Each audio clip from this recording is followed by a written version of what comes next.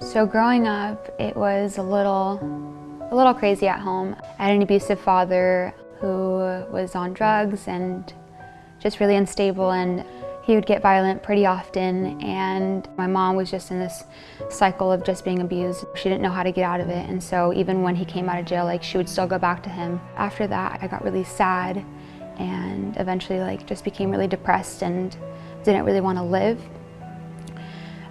And my mom was starting to notice that, so she kind of didn't want to be at home, and she decided to kind of leave. And so she would leave for weeks or days without telling me that she was not going to come home.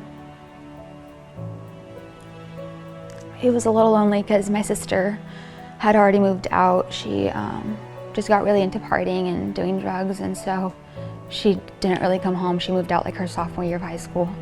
I think the way that I survived being at home was just taking it out on myself. So starting senior year of high school, I developed an eating disorder. I just would basically not eat because I knew that if I got sick, my mom would come home and come visit me, and she would just take care of me. I remember that that's the only way that I really got affection. I just kind of spiraled until one of my friends noticed, and she reached out to me, and I told her what was going on, and she was kind enough to take me to the hospital, and I got a social worker for the first time. And I've kind of explained to her what was going on at home, what had happened, the things that have happened in my life, and it was just kind of really overwhelming, and I really couldn't handle it, and I knew that I couldn't go home. And she basically told me that there was a shelter that I could go to where I could receive therapy and I could get better. It was pretty close to home, so I could have friends that could visit me, but at the same time I would be safe enough and far enough where people wouldn't find me.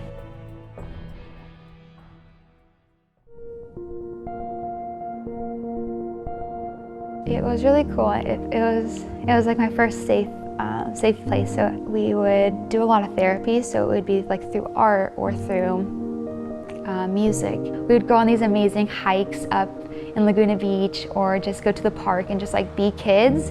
I think my favorite part though was having consistency in my life, because you ate at a certain time, you cleaned at a certain time, you bathed at a certain time, you went to sleep at a certain time, you woke up at a certain time, and for the first time I felt like I was stable in my life. And for some reason it just felt so comforting. So my therapist found out about safe families, and I remember she was telling me how it would just be a safe family environment that I could go to up until I turned 18, and so it gave me a little chance to find out where I was going after that. The whole time I thought, okay, I have 3 months with these people and that's it. And within a week I met with a family who's now my forever family. It felt so special to me that they wanted me, that they weren't I wasn't a burden for them, or that they were doing it as because they had to. And I think that's what's so special about safe families, is that these people genuinely want to do this for you. They genuinely want to be there for you.